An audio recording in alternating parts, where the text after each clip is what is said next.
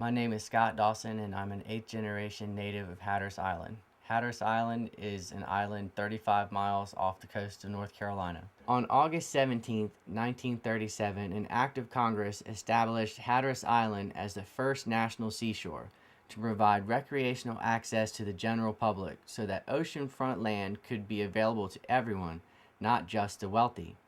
80% of the land on the island was taken through eminent domain from the people who lived here by the National Park Service, with the promise that oceanfront land would always be available to them and everyone else, and that their generosity would be rewarded with a booming tourist industry that would increase their land value and create an industry for themselves and their families. The idea of the National Seashore was to set aside an oceanfront beach, not just a spit of land, but a substantial stretch of beach for all Americans to come and enjoy the Atlantic seaboard for free.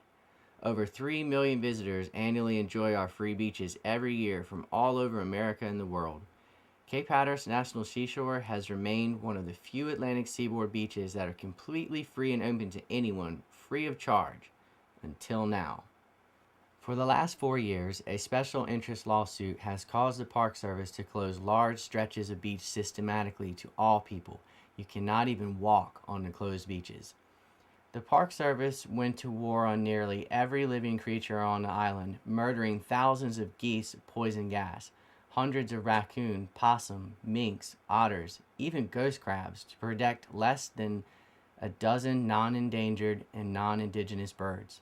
The methods for killing included leg traps, poison gas, shotguns, and drowning, all for about 6 plovers. Does this sound like improving the environment to you? Does it make sense to kill thousands to protect 2 or 3? It has never made sense to any of us here, but after 4 years under this decree, the National Park Service has finally come up with a plan, and now it does make sense.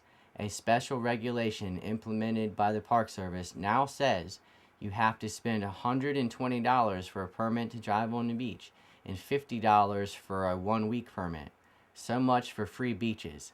But don't worry, some of that money will go toward killing minks and otters. It does make sense now. The Park Service was interested in another type of green, cash.